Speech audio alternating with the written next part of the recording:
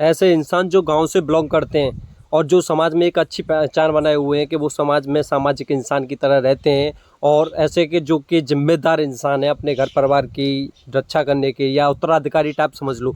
ऐसे लोग जो कि पॉजिटिव सोच रखते हैं कि समाज में कुछ करने जैसी फीलिंग रखते हैं, और ऐसे लोग जो कि नेगेटिव सोच रखते हैं उनके लिए भी, जो कि ये सोचते हैं कि मेरे करने और ना करने से किसी पे कोई फ़र्क नहीं पड़ता, उनके लिए भी ये वीडियो है। कहने का मतलब ये है, जो लोग गांव से बिलोंग करते हैं, चाहे वो नेगेटिव सोच वाले से या पॉजिटिव सोच वाले से, उन सबको ये वीडियो देखना और उसको अच्छे से समझना बहुत ज़्यादा ज़रूरी है। क्योंकि ये वीडियो मैं आपको एक कहानी के ज़रिए समझाने चाह रहा हूँ कि जिससे कि एक हमारे समाज में एक अलग तरह की सोच का एक जन्म हो, एक अच्छी संस्कृति हो, हमारी समाज की जो वातावरण है हमारा वो एक अच्छा हो, हमारे आने वाले जो पीढ़ी है उनके लिए कुछ अच्छा कर सकें।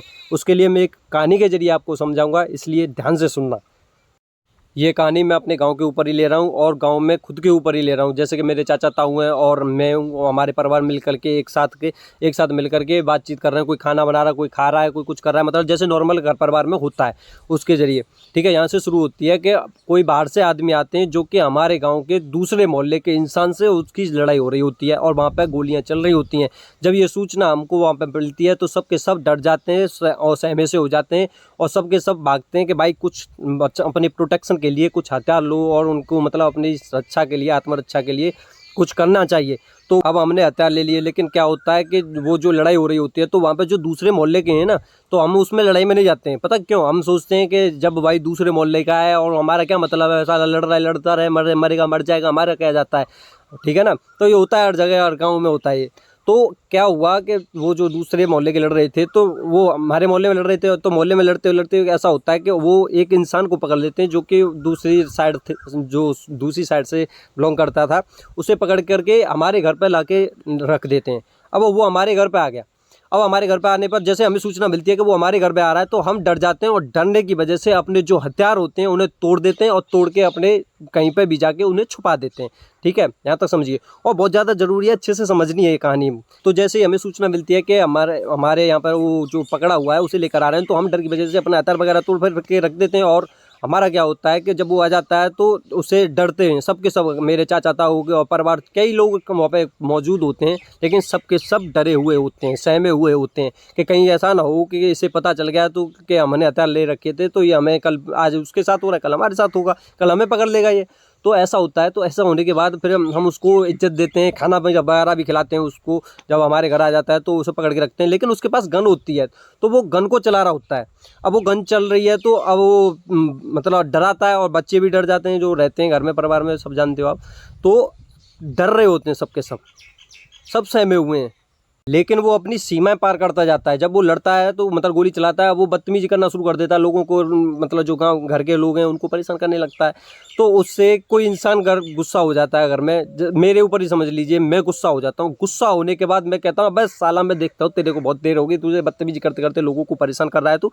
अब मैं जाता हूँ और जा करके और गन उठा के लाता हूँ। अब मैं उस गन का बिल्कुल उसको टारगेट बनाता हूँ, और टारगेट बनाने के बाद उस पर जैसे फायर करता हूँ तो मेरे पे वो गन चलती नहीं है, क्योंकि मेरे को गन चलानी आती नहीं है।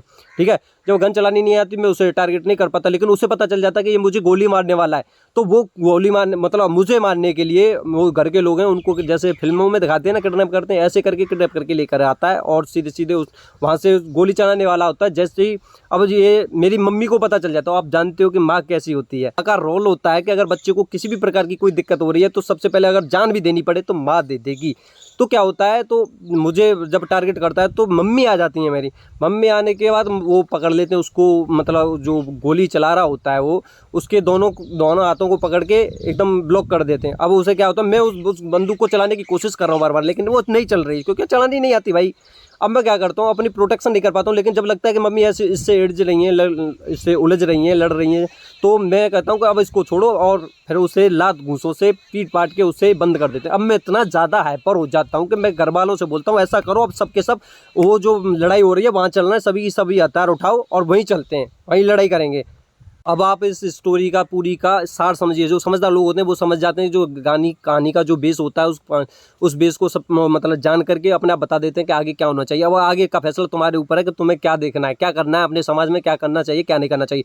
एक चीज़ आप बिल्कुल रट लो कि अगर किसी के साथ गलत हो रहा है, अगर आप खड़े होकर देख रहे हो तो इसमें मतलब ये मत समझिए कि हमारा काम नंबर नहीं आएगा। हमारा नंबर आएगा जब हमारे साथ गलत होगा, तो तब जब जिसको हम खड़े होकर देख रहे थे वो खड़ा होकर देखेगा।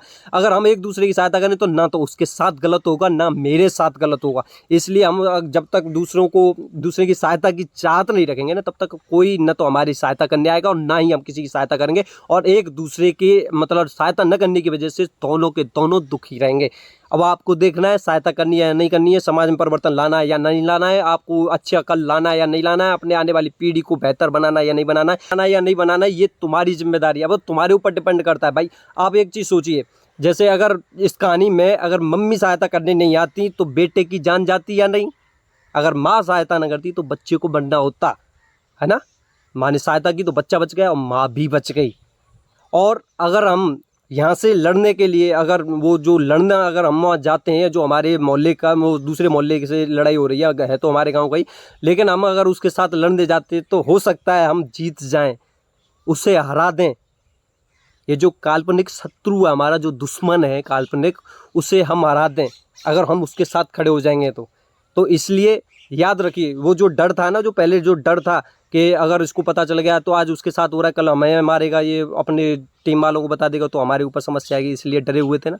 तो डर को बाहर भगाना होगा। देखो सब सोचने लायक बात है, अगर तुम्हें मरना ही है तो जी के मरो, मर के जीने से कोई फ़ायदा नहीं है।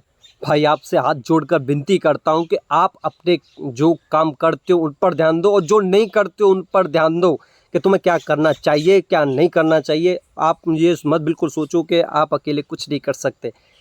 अगर तुम अपनी रक्षा के लिए हथियार नहीं उठा सकते, अगर तुम्हारी रक्षा के लिए कोई हथियार उठा रहा है तो उसके साथ खड़े तो हो जाओ। अगर तुम अच्छा नहीं कर सकते, नहीं कर पा रहे हो, तुम्हारे पास वो ताकत नहीं है, जो किसी भी कारण से आप सहायता नहीं कर पा रहे हो, किसी का अच्छा काम नहीं कर पा रहे हो, तो जो अच्छा इंसान है, जो अच्छा काम करना चाह रहा है, जो सहायता करना चाह रहा है, उसके साथ तो दो, उसका मनोबल तो बढ़ाओ भाई। इस समाज को बेहतर बनाने के लिए हमें अपनी सोच को बेहतर बनाना ही होगा। अब आपके ऊपर निर्भर करता है इस कहानी को आगे कैसे ले जाना है, उसे मरने देना है या जाके बचाना है, और खुद को भी बचाना है या नहीं, बाकी तुम्हारी इच्छा है।